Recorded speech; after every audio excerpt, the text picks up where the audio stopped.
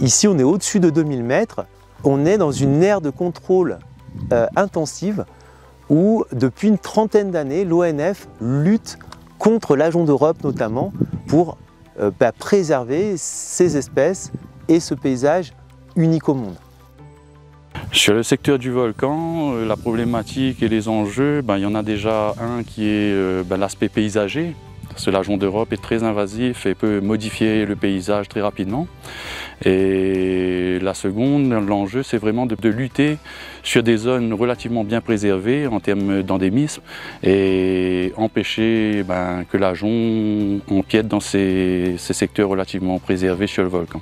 Les espèces exotiques sont toutes les espèces qui ont été amenées par l'homme et parmi elles, environ 10% sont devenues envahissantes.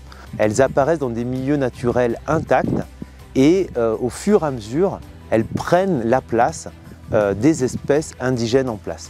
Il y a également le changement climatique qui risque d'aggraver le phénomène des invasions biologiques. Et c'est pour ça que c'est très important de mener une lutte précoce dans les zones encore faiblement envahies.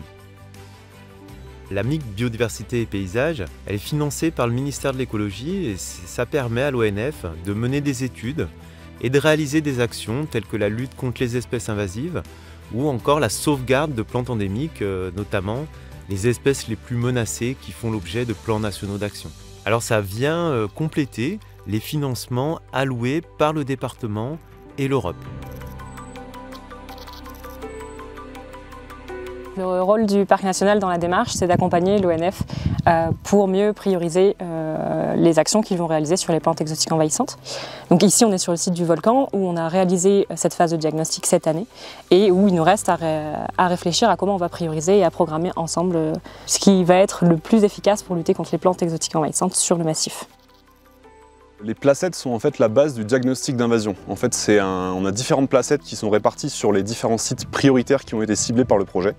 Par exemple, sur le massif du volcan, il y a environ 2000 placettes qui ont été placées, donc une environ tous les 100 mètres. Et en fait, l'idée, c'est d'avoir une idée de l'invasion sur la placette. Et ensuite, après, comme ça, on a une meilleure vision globale du massif et de l'invasion sur le massif. Ce qui permet ensuite d'évaluer où il faut faire les interventions pour restaurer l'habitat.